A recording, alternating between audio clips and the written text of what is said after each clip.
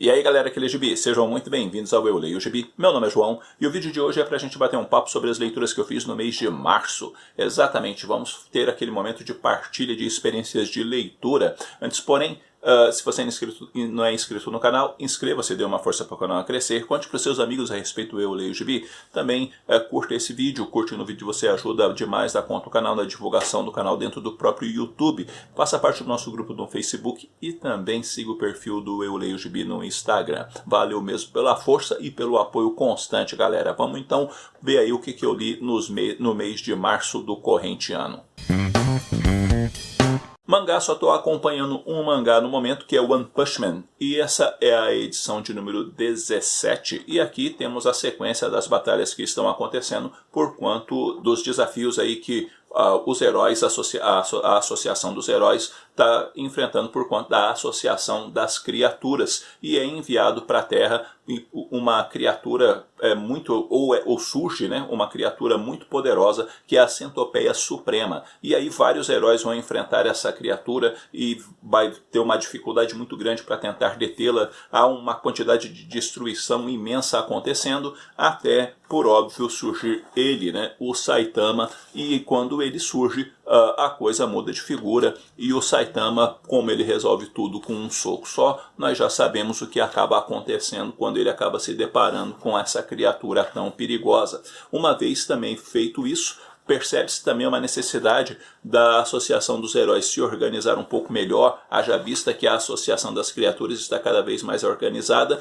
e o Garou vai ganhando mais destaque dentro da narrativa justamente por quanto do anseio, do desejo que ele tem de acabar, de vencer todos os heróis e tornar-se, por assim dizer também, a criatura mais poderosa da existência. Quadrinho, o mangá vale a pena, o quadrinho bem bacana, com arte bem bacana e que flui, que é uma beleza. One Punch Man é uma boa pedida, caso você nunca tenha lido um mangá, One Punch Man é sim uma boa pedida, né? João, você não vai ler mais mangás, cara, aí vai depender das condições financeiras e coisa do tipo, mas por enquanto pelo menos, vou ficando só com One Punch Man. Li também Julia, volumes 1, 2, 3, 4 e 5, exatamente. Gravei um vídeo, tá, galera, desse quadrinho, tá? Então eu vou falar muito pouquinho aqui dele, porque eu tenho um vídeo específico que logo vai ser postado, onde eu vou estar dando uma visão geral desses 5 volumes que eu li, tá? Então, o que eu posso dizer? Eu posso dizer que, a partir do que eu vi aqui, era um título que eu tinha muita curiosidade, e que Julia é interessante. Julia, até pelo menos o volume 5, é uma boa pedida. Nada do tipo, nossa, que coisa impressionante, que coisa estonteante, como é fantástico isso daqui. Não coisas assim, mas um título que vai mostrando, à medida com que ele vai sendo desenvolvido, bom progresso na narrativa. Como já é um título longevo, né, em formatinho, eu acredito que o quadrinho ele vai ficando cada vez melhor à medida com que as edições vão sendo publicadas. Então, sendo assim, creio eu que aqui deve acontecer a mesma coisa. Mas li os volumes 1 a 5 e achei um bom começo para as aventuras de uma criminóloga. Indo para DC, Batman Detective Comics volume 2. Vocês sabem que eu gostei do volume 1 dessa publicação e que eu achei realmente bem bacana.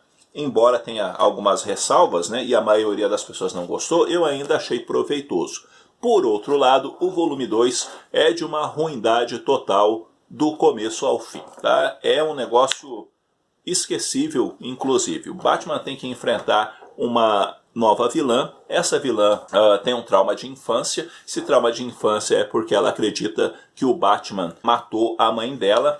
E a partir dessa questão, ela acaba desenvolvendo um caminho para trazer luz a Gotham, justamente para acabar com toda a espécie de trevas e a questão sombria que o Batman traz. E aí a história vai sendo desenvolvida a partir desse conceito, e à medida com que você vai lendo, você vai ficando entediado e você vai vendo um roteiro preguiçoso, você vai vendo umas ideias nada a ver e uma arte também com com uma qualidade assim não tão boa como a da edição anterior. E enfim, galera, não gostei, não curti nem um pouco isso daqui, e parece meio um recado do Peter Tomasi dizendo: eu não queria estar escrevendo isso daqui, vocês me tiraram lá do Superman que eu estava gostando de fazer e me colocaram nisso aqui, e eu não quero escrever isso daqui, então vou fazer um trabalho de qualquer jeito. Porque é justamente essa a impressão que passa, um trabalho feito de qualquer forma. O outro quadrinho que eu li, e que já faz parte do selo Black Label, né, é o Carnificina Americana, quadrinho muito bacana,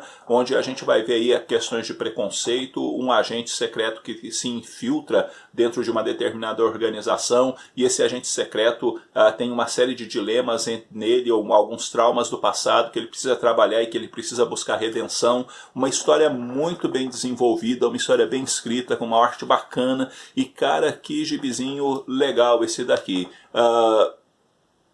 Assim, vale demais a pena. Tem uma discussão assim sobre racismo, sobre política bem bacana, bem assim, que não é uma coisa que estraga a aventura em si, né, porque é bem colocado, é bem pontuado, tem muita questão de jogo de interesse, traição, você não pode confiar em ninguém, coisas desse tipo que são muito bem trabalhadas, e também esse caminho da redenção que esse determinado agente procura. Vale demais a pena, altamente indicado isso daqui, uma das melhores coisas que eu li no mês de março. Seguindo agora com a Marvel Guerra dos Reinos, volume 1, e esse daqui eu fiz resenha no canal, e dá uma procurada aí no vídeo, tá? Vou deixar um card para vocês darem uma conferida. Gostei do início. O que estraga esse gibi é justamente 3 histórias de Jornada ao Mistério, que é ruim demais da conta, mas a saga principal é muito boa, isso compensa a leitura. Mas o Jornada ao Mistério, infelizmente, é um negócio bem ruinzinho e não vale a pena na publicação, infelizmente, tá? Mas deixo tudo explicado no vídeo. Dei uma comida de barriga aqui, voltando para DC de novo.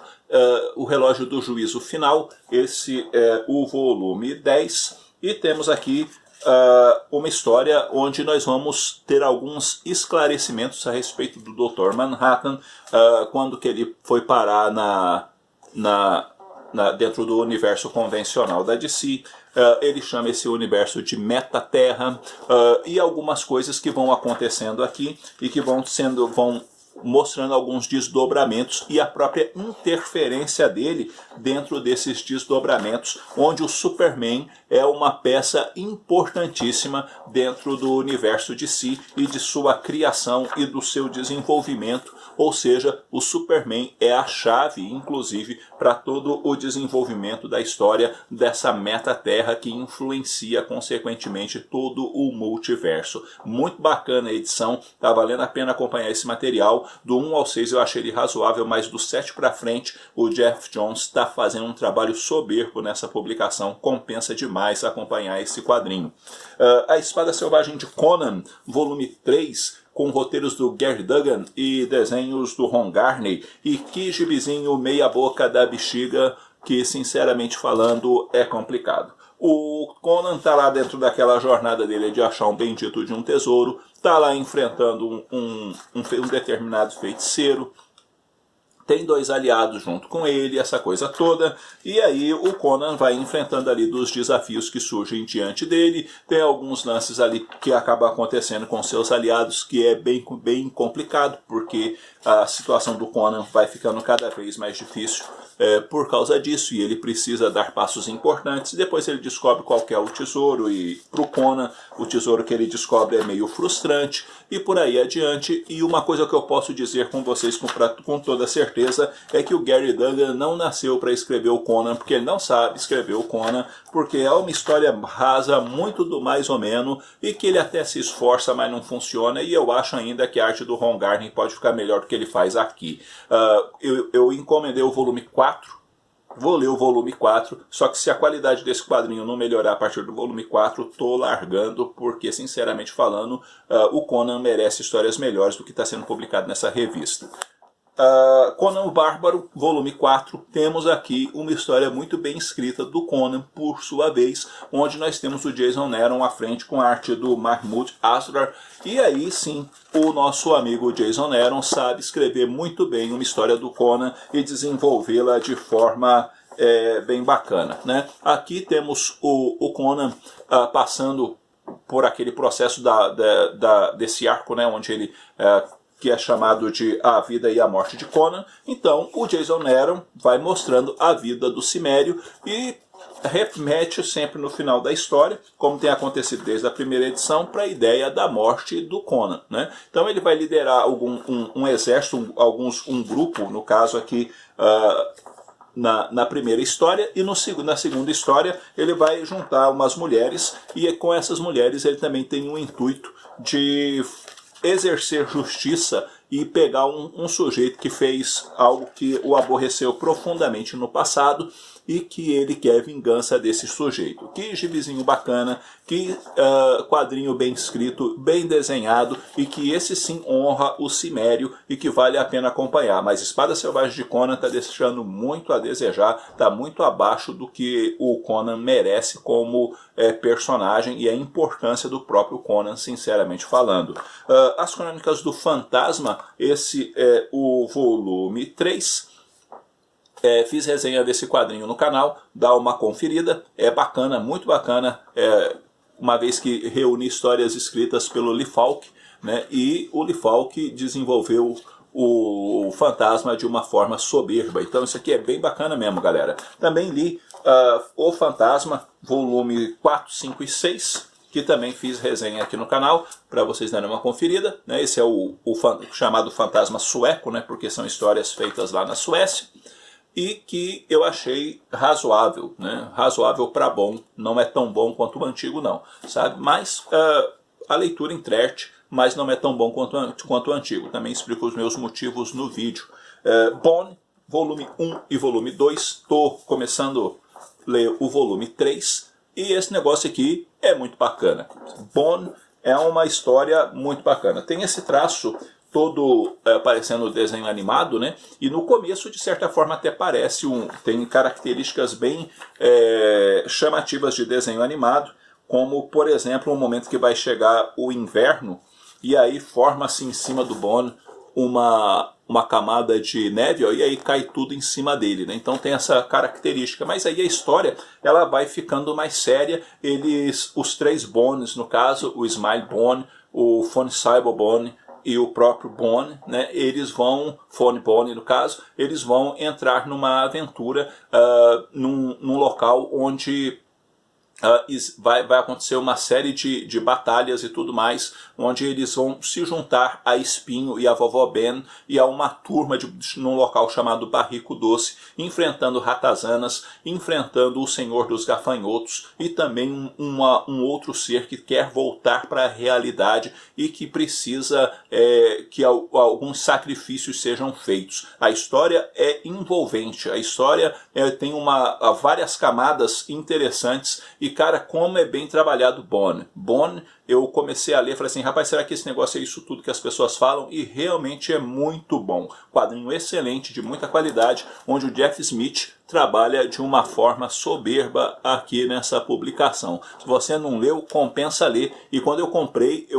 o box, né, com as 3 edições juntas, e estava com um desconto bem expressivo na Amazon, e eu acabei pegando por conta disso. Cada volume tem 20 histórias, tá? Tem 20 histórias cada volume, aí conta com papel, com capa cartão, com orelhinhas, e o papel interno, o papel miolo, é o papel cochê, e como eu disse, são 20 histórias por edição, ou seja, temos Bone completo nas 3 edições, e cara, como eu disse antes, que gibi bacana, vale demais a pena conferir esse material, e que não dá para eu falar muita coisa aqui, né, justamente por conta disso. Talvez quando eu terminar o volume 3 eu faça um apanhado geral de Bone para vocês, caso vocês queiram, beleza? Seguindo, Buddha Boy, do Alexandre Zolnok, quadrinho nacional, que eu também fiz resenha aqui no canal, deu uma conferida, eu gostei do quadrinho, tá? A história flui legal, é uma biografia do próprio autor,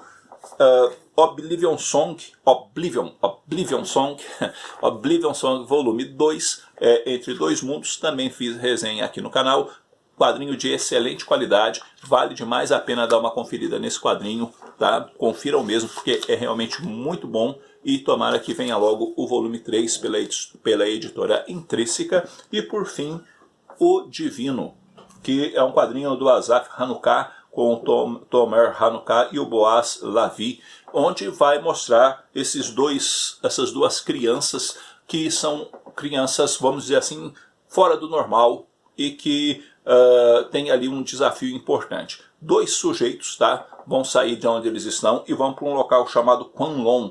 Uma vez chegado no Kwanlon, que é um local lá, um país obscuro no sudoeste asiático, tá? Um dos caras é um ex-militar, o outro ainda é militar, e eles vão ganhar uma soma expressiva em dinheiro para poder fazer determinados trabalhos ali. Isso faz com que o protagonista da história se encontre com essas duas crianças, e os desdobramentos da história vão se dar principalmente a partir do momento que ele se encontra com essas duas crianças, pois são crianças que estão ali meio que na resistência de tudo aquilo que está acontecendo, e também tem todo um lance místico envolvendo essas crianças e também as divindades do local. O quadrinho é bem trabalhado, o quadrinho é divertido, o quadrinho flui muito bem. Algumas pessoas disseram que o quadrinho é uma coisa excelente, fantástica e impressionante. Eu não achei ele excelente, fantástico e impressionante. Achei uma boa história, achei uma história bem contada, uma história bem desenvolvida. Isso sim eu achei, e que valeu demais a leitura. Inclusive, né, quero agradecer o meu amigo Flávio, né, pelo presente, ele que me deu esse quadrinho de presente. Gostei sim da leitura, é uma história bacana. Tá? Não achei a melhor história do mundo, mas é sim uma história bacana e que vale a pena dar uma conferida. Bom, galera, é isso daí. Esses são os quadrinhos que eu li no mês de março, e espero que de alguma forma esse vídeo possa ter tido alguma utilidade para vocês. O que você andou lendo no mês de março? Qual foi sua melhor leitura? Qual foi sua pior leitura? Vamos conversar um pouquinho, porque conversar com vocês é sempre muito bom. No mais, eu vou ficando por aqui. Um abraço forte em todo mundo. Até a próxima.